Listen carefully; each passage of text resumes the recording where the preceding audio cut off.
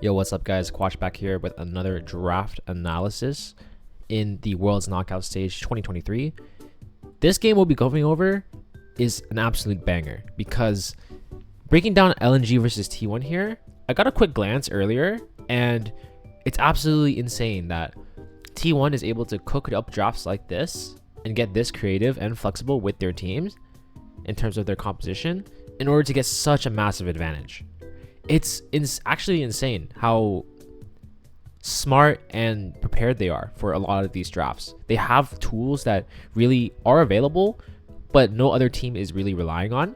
And I really love that from them. And I really want to showcase that with some of their games here. A lot of the games, although they have excellent gameplay, are just off the back of them having insane drafts. So let's talk about it with this first game here. So you see LNG ban out just a couple of priority picks that T1 are going for potentially, maybe from Scrim Information. So like Caitlyn is here. Renata is a very common one that's coming up more and more as it's countering basically every team that picks engaged champions. And the Rumble, which is another blind. Nothing else is anything like too interesting in terms of the bans, except for like the other blinds being like Jax. And then LNG go for a Jarvan priority, allowing T1 to trade for Orianna Rell. So nothing too crazy in the openers. The Kai'Sa is just to very common blind, honestly, from a lot of teams still. It just depends on what direction they want to go. T1, on the other hand, really like the Rell flex, so they opt for that and they take Orianna priority. Then right now, what's often being used to counter is the Azir matchup instead of something like Syndra. What's interesting about this one is that T1 is still one of the only teams that actually pushes their AD and support priority way back so that they maximize the correct pick being used against the champions that they are prepared for, right? They want to see as many cards as possible before they lock in the AD pick. And it kind of shows with the Senna pick on 4 here, right? At first, when you see Senna into Kai'Sa, your main issue is things like Blitzcrank, right? It's actually a decent response from LNG. Because from T1's at least from the perspective of T1, it looks like they're going for a Senna lane with fasting, and then they're going to do something with TK, and then LNG's picks are meant to basically curb that directly, right? They get the counter pick on top side as well, and on the surface it looks pretty good, right? They got counter picks on like every part of the map, and you know, their lanes are looking pretty strong on the surface. This whole dynamic changes basically off the one pick. And this is because, technically, they have 2 champions that can flex across 3 of their roles still. So even though they only have 1 slot remaining, their composition can change quite significantly. The least likely one is, of course, when you have Senna with Rell, which is basically out of the question at this point, because the Rell is most likely not going to be paired with Senna. There's no point of investing like economical resources and force Senna to fast in order to make Rell get ahead, because he's not going to be able to use the gold. So it'd be more so of a strict support matchup in order to tank the Blitzcrank and then be able to allow the Senna to transition. There's also the fact that Senna can either farm or fast and have a lot of different combinations, or have a lot of different partners to work with. In this case, I don't think many people were expecting the Nilah. And in fact, it's actually really sensible here. It's actually a fantastic pick. T1 actually won the draft, I would almost say single-handedly, off this pick. This is because T1 already have the tools to deal with whatever, let's say, front-to-back scenarios that LNG have to deal with. So that's not their concern here, right? Whereas the other hand, they just have to deal with the potential engage, because that's clearly what LNG is going for here. They're playing for pick, they're playing for engage. They want to get into the space of T1 and stop them. This is Nilah's specialty. Her whole identity is around being able to play within her very short range, but allow her to excel in that category. She's basically AD carry Jax for all intents and purposes. Because of this, in a lane where the only way that LNG can win is actually by closing the gap, Nilah completely circumvents and shuts down this option while providing an insane amount of scaling to both herself and Senna, So this is absolutely insane, because Now this gives a huge win con for T1 to play through, and any draft where a Neela pick is actually ideal is a draft that's like really strong for her. Right? T1 don't have to worry at all in bottom lane because there's going to be very little kill threat. There's a lot of ways that they can shut down this engage. Royal can just path bot, invest resources as well. It just makes it very, very hard for things like the Kai'Sa Blitzcrank to do what they want to do, right? You can argue Kai'Sa Blitzcrank Jarvan. And because of that one pick shifting the entirety of the comp and saving their flexibility in their comp as much as possible, they basically afford themselves this draft for free, right? Let's show some examples.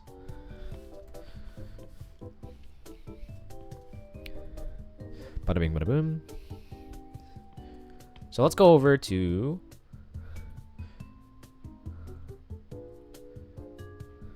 some examples in lane. Well, honestly, is there even a need? Because you kind of know what goes on in this lane. It's nothing. The logic behind it is that T1 actually gets to sit in lane, poke down Kai'Sa Blitzcrank, and when the Kai'Sa Blitzcrank tries to engage, Neela's just going to tank it and force nothing to happen. And then Neela Senna will just get naturally ahead in levels and have insane healing because of their synergies with each other. They'll just turbo farm, and then owner will just invest resources in the bot side, and this game is pretty much over as soon as it hits like 25 minutes even. Right? They're gonna get like a 3-level advantage on their bottom lane. Blitzcrank needs to get a Blitzcrank Kai'Sa definitely needs to get an advantage in order for Blitzhook to be relevant later. But they really can't make that happen because of the idea that this matchup is such a powerful pick. It just goes to show how important draft can be, because the greatest players can just be really humbled by the abilities and capabilities of certain champions. And you can see here, they're actually doing okay in terms of matching levels, but you can kind of see it straight, at least from the support side. Like, Keria is 3 levels up in Blitz. And for context, a level is worth around like 500 gold of stats. And the fact that they can just generate this naturally by doing nothing and gaining prio and having resources to do things across the map is sick. So enough about that. Let's move on to game 2. LNG don't think that's the issue, so they just kind of move on and they go for a different direction in draft. So they ban out J4 and they actually go for Maokai. And because usually this indicates that they don't want the draft to go in the direction that requires a J4. So they don't want to pick these champions that are weak to J4. Or they don't want T1 to pick J4 themselves and they're going for a different pick. The only other difference here is that they also traded bans when it comes to the mid laners. T1 decided to ban Orianna this time instead of whatever they had before. If I recall, the Jax. So they don't want to deal with those Orianna matchups and the slow gameplay. So T1 want to go for a different direction. LNG prioritized Jace Gwen this time. Well, more so Gwen into the Atrox matchup on R1 R2. But the main thing to note here is that T1 again are prioritizing their entire top side. And LNG have learned a bit and they've pushed back their AD. But they still have blue. So they do have to reveal. In a surprising chain of events, they actually pick Varus on 4. Because of this, LNG opt for the Aphelios, which on paper could make sense because they just sit there and outscale and prevent the Varus poke. Varus is a little bit weak on the patch, so, you know, it's reasonable. But the reason this gets interesting is because they actually swapped their dynamic with the Varus and Ashe support. Normally, I don't recommend this kind of thing unless you're a team like T1, obviously. They clearly, you know, in a world right now where no one's doing this anymore with these double AD carry bot lanes, T1 have their own ideas in terms of how they can force advantages across the map. And if they're normally countered with just Varus on 4 and they want to invest resources in the bot side, they just kind of find a way to force it. And that kind of is what happens in this game. Similar ideal. I actually like this draft less because they kind of like sacked mid as well. picking Silas into Jace, but maybe Faker, clearly Faker knows something that I don't. I'm not going to question anything about that, but they had an idea of how their draft wanted to play out. And they really wanted to blow the map open with bottom side. The meta keeps evolving in terms of like what teams think is good. We saw versus Zaya Kaisa the entirety of every match.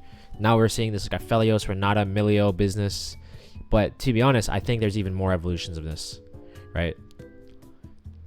T1's giving an example here. They're just picking whatever AD carries fit the bill. And they're adjusting the gameplay and the game pace of the game to see what they're going for.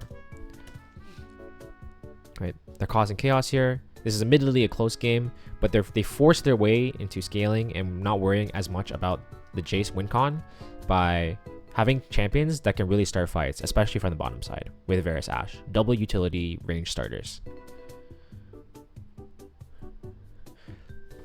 Even with that in mind though, I would say this draft is a little bit harder for them. I would almost want to say LNG's favorite in this draft, but the mindset is still there, right? And T1, and that's the main framework that T1 was drafting based off of.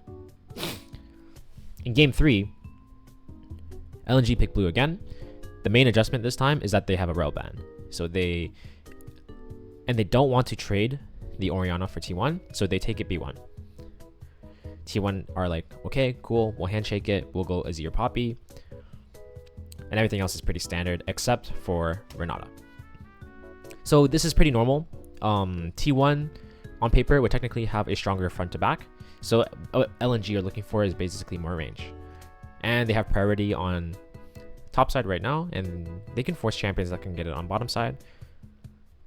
But what they basically need, and is a little bit hard for them to spec, is more range to deal with the impenetrable front to back. And that is probably their main issue here. Because they were worried about the Orianna pick, now they don't really have resources on bottom side to have enough range to deal with Azir and Renata. T1 picked Varus again, kind of like akin to Worlds last year, just full priority on bottom side. And honestly, they don't have much to worry about because of this.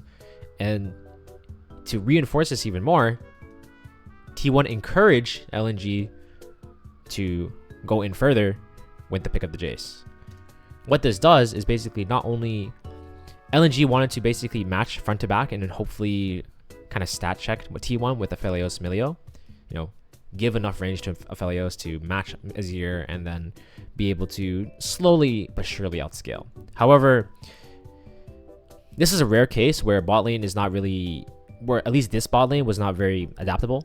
You would have to pick something with a lot of poke in order to really give them some problems. It would probably be things like Ezreal Karma here, or you'd have to go into things like Ziggs lanes in order to really match. But there's not many teams that are willing to do that. And because of this, T1 have a really easy comp to pilot. Just sit back, relax, poke, scale. You have winning lanes for the most part. And it's just a matter of time, skill expression aside, it's about like setting yourself up for success as well. And that's what they did. And they're not afraid to rely on picks that no one else is doing because they have a really good sense of like why it's good.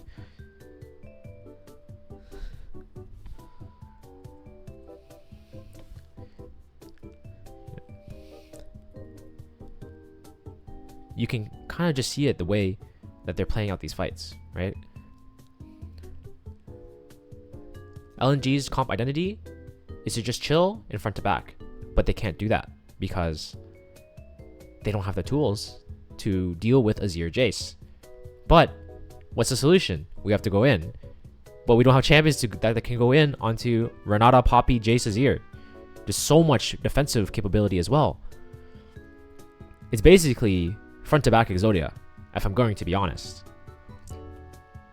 So like this game especially was like super unplayable for them, and goes to show like having both the capability and the mindset to just attack from different directions and have different drafts available to you and rely on these different things is what's going to get you on top. It's not always about gameplay. It's about all of these components. And T1 had a masterclass in this today.